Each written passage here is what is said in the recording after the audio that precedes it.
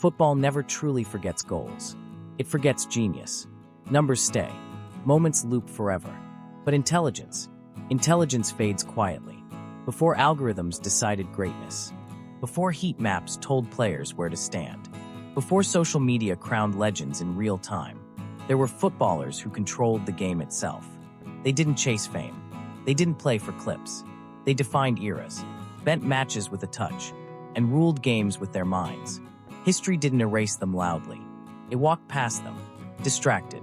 These are 5 football icons the modern game stopped talking about, not because they failed, but because they arrived too early. And today, it's time to remember them. He began in 1982, when Eastern Europe was barely a footnote on football's world map, when talent existed, but opportunity didn't. For 19 years, Gheorghe Hagi didn't wait for recognition. He forced it. A left foot that struck from impossible distances. Vision that saw passes. Seconds before defenders reacted. League titles followed him across borders. European nights echoed his name. More than 200 goals. From midfield, not tap-ins, statements. 7 times, Romania named him its finest. Not out of nostalgia, but necessity. At 36, he walked away from the pitch.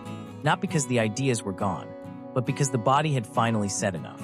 Today, at 61, Gheorghe Hagi still refuses to leave the game. He builds what he never had. Academies where talent is protected. Youth teams where intelligence is encouraged. A future where Eastern Europe no longer waits to be noticed. Players now rise through systems shaped by his beliefs. And every time one of them sees a pass, before it opens, Hagi is still playing, still shaping football, before it arrives. His journey began in 1981, a quiet boy from Denmark, with feet that spoke louder than any crowd. He entered a world that measured greatness in goals and headlines, but he measured it in moments, in vision, in intelligence. 17 years of artistry, 9 league titles across Italy, Spain, and the Netherlands, Champions League glory, cups and medals stacked quietly, without fanfare. Barcelona, Juventus, Ajax, Real Madrid.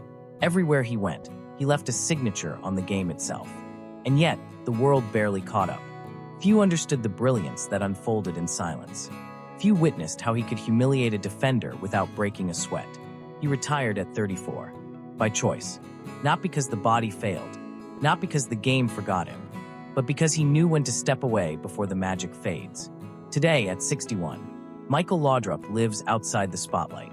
No media tours, no nostalgia campaigns, no desperate reminders, only influence. Coaches study him, teammates remember him, players still mimic his movements in training. In every intelligent pass, every subtle feint, every unnoticed dribble, Laudrup's spirit whispers through the game. Greatness doesn't need applause. It doesn't need medals. It endures quietly, and those who truly understand football hear it anyway.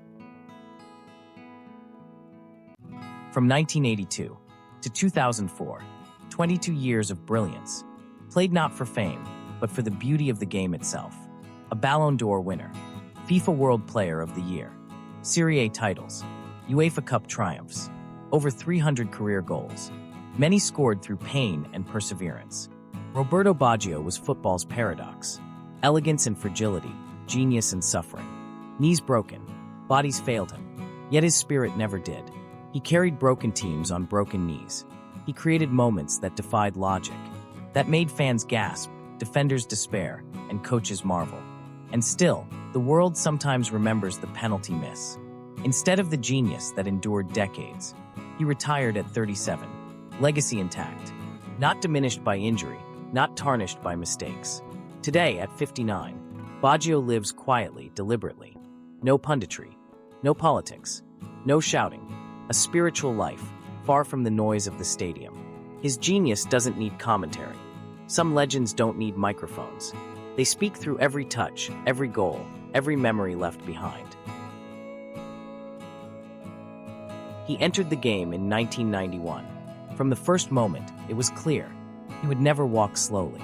He would never surrender space. Endless runs, tireless engine, unstoppable will. Midfield dominance that forced defenders to rethink every step.